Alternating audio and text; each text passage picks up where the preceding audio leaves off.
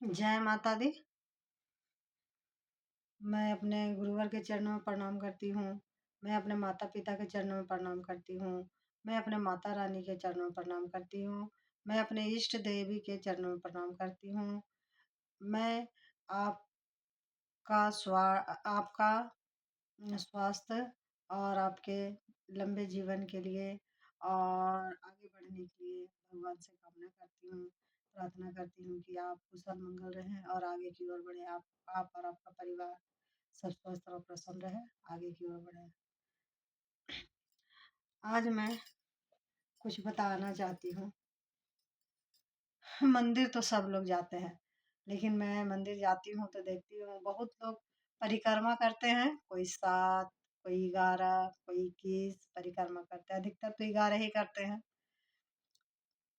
परिक्रमा करते तो हैं, ठीक है, लेकिन जो मंदिर के पीछे जाके जो प्रणाम करते हैं ना, वो नहीं करना चाहिए।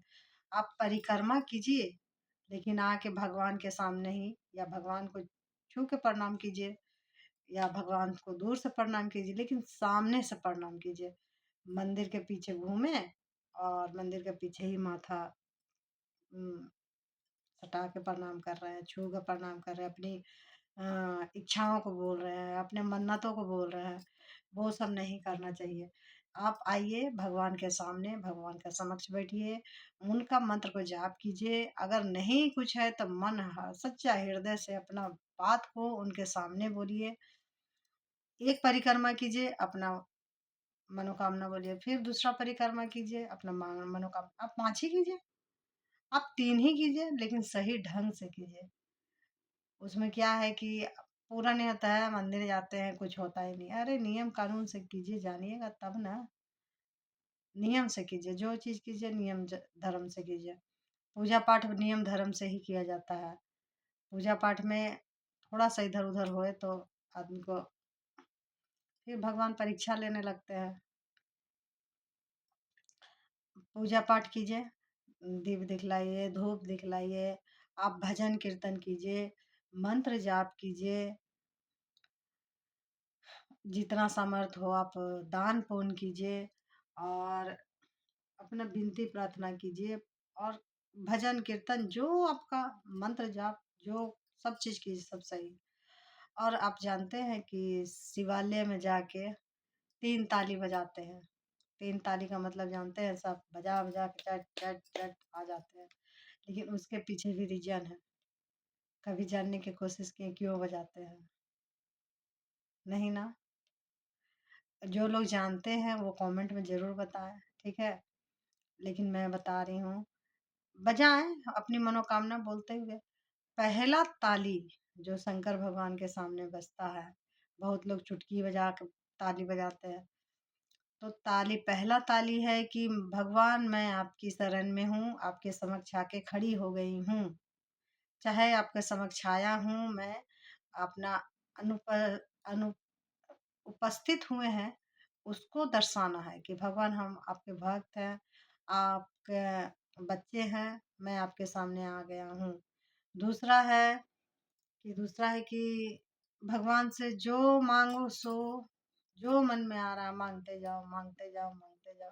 दूसरा ताली में अपना तो बोलो कि हे भगवान मेरे मन में तो जो उठ रहा है मैं तो माँग रही हूँ या माँग रहा हूँ, लेकिन जो आपको देना है आप वही दीजिए।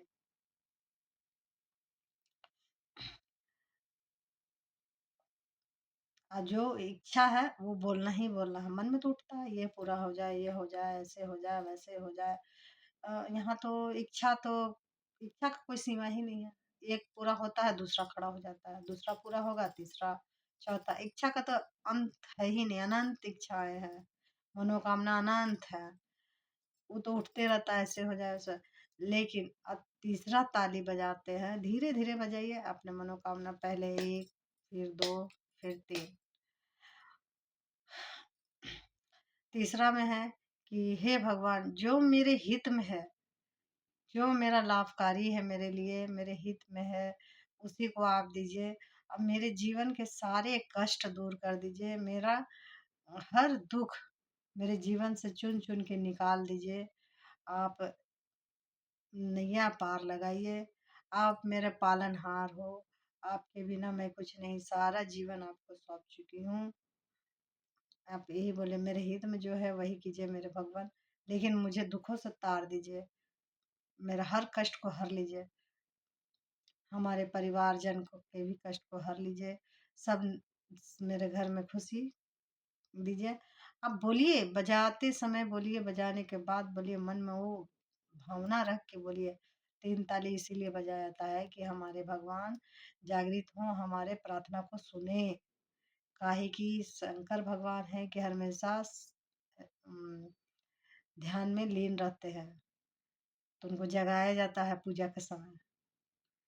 आप हंस रहे होंगे मेरी बातों पे लेकिन सही है, इसीलिए ताली बजाया जाता है, चुटकी बजाया जाता है। ठीक है, आप कीजिए, देखिए, अपनी मनोकामना बोलिए, और भोले बाबा पे तो बेलपत्र, धतूरा ये सब तो चढ़ाते ही हैं सब, आप भी चढ़ाइए, जल अर्पण कीजिए। और भोले बाबा तो भोले हैं, यूं ही खुश हो जाते हैं। इन्हीं शब्दों के साथ, इतनी जानकारी के साथ अपने वाणी को यहीं विराम देती हूँ। जय माता दी।